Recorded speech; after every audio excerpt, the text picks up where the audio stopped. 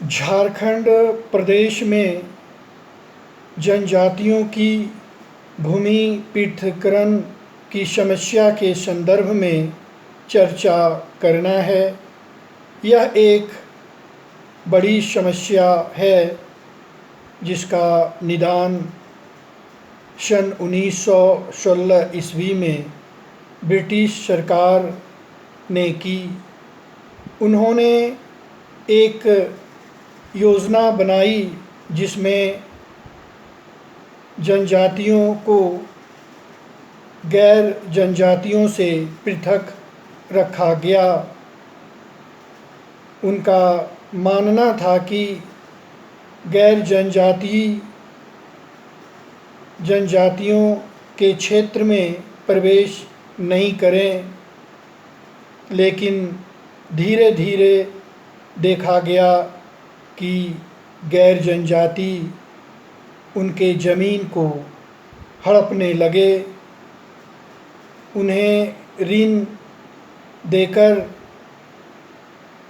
ब्याज दर अधिक लेने की अनुशंसा की।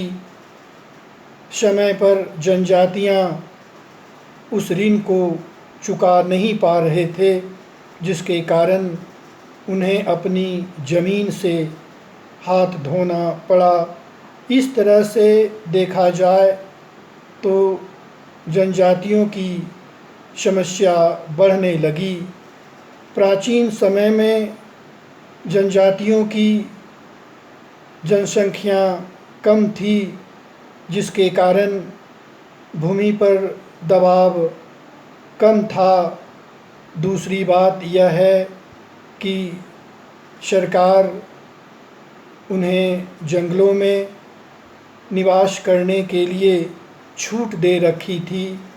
इसका मुख्य कारण था कि कम मजदूरी पर जंगलों को साफ करें, जिससे सरकार का भी कार्य हो सके और जनजातियों का कार्य भी हो सके।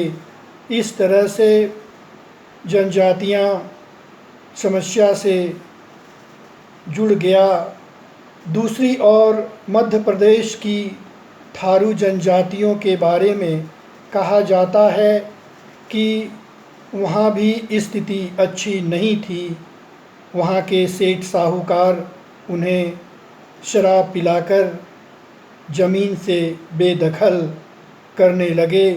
इस तरह से देखा जाए तो झारखंड में ही नहीं बल्कि मध्य प्रदेश, राजस्थान और भारतवर्ष के अन्य क्षेत्रों में भी जनजातियां पिछड़ने लगी और आज स्थिति यह है कि उन्हें ज़मीन की कमी आ गई है। सरकार ने योजना बनाई कि जनजाति अपनी ज़मीन को बेच नहीं सकते हैं, लेकिन जनजाति एक नियम बनाया और उसे गिफ्ट प्रदान कर अपनी ज़मीन को सेठ साहूकार और अन्य ऐसे व्यक्ति को देने लगे, जिससे ज़मीन की कमी हो गई। इसके अतिरिक्त और भी कारण हैं।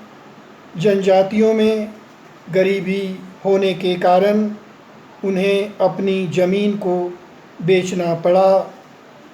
अशिक्षा होने के कारण सोच में कमी थी, जिसके कारण जनजाति अपनी ज़मीन को सेठ साहूकार को बेचकर अपनी आवश्यकताओं की पूर्ति करने लगे। इस तरह से देखा जाए तो आज भी जनजातियों की स्थिति अच्छी नहीं है। जब तक शिक्षा का विकास नहीं होगा, जनजातियों में समस्या बनी रहेगी। जब तक गरीबी दूर नहीं होगी, तब तक समस्याएं बनी रहेगी। हालांकि आधुनिक युग में कुछ बदलाव हुआ है, लेकिन ये बदलाव सिर्फ शहर तक ही रह गया है। अभी भी ग्रामीण क्षेत्रों में कमी है। हालांकि सरकार इस ओर कार्य कर रही है।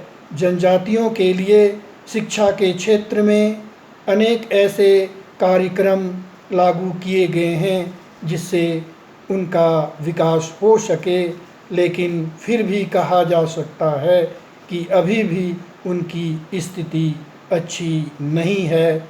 उन्हें सोचना होगा, जो भी ज़मीन उनके पास है उसे बचाकर अपने भविष्य की चिंता करनी होगी, तभी उनका ज़मीन बच सकता है। बहुत बहुत धन्यवाद। अंत में मैं कहना चाहूँगा, इस महत्वपूर्ण व्यूज़ को लाइक करें, शेयर करें, जिससे जनजातियों तक ये व्यू पहुँचे और उनका कल्याण हो सके। धन्यवाद।